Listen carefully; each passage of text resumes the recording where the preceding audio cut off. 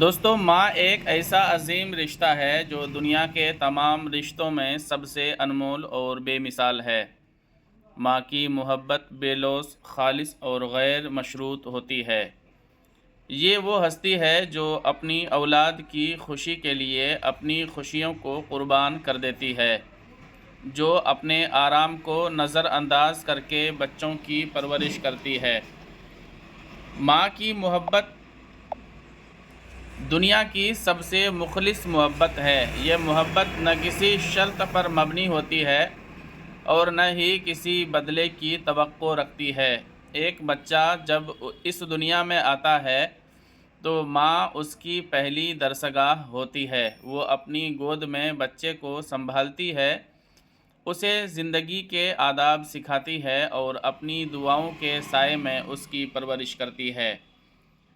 دوستو، ماں کی قربانیاں ہر قدم پر نظر آتی ہیں۔ وہ اپنی نیند چھوڑ کر راتوں کو جاگتی ہے تاکہ بچے کو آرام ملے، اپنی ضروریات کو پس پشت ڈال کر بچوں کی ضروریات پوری کرتی ہے۔ زندگی کے ہر موڑ پر ماں اپنی خواہشات کو بچوں کی خوشیوں کے لیے قربان کرتی ہے۔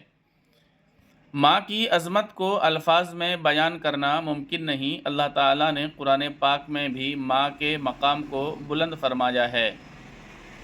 ہم نے انسان کو حکم دیا کہ اپنے والدین کے ساتھ بھلائی کرے۔ سورہ لقمان میں یہ باتیں موجود ہیں۔ حضرت محمد صلی اللہ علیہ وسلم نے بھی ماں کے مقام کو جنت سے تشبیہ دی۔ جنت ماں کے قدموں کے نیچے ہے۔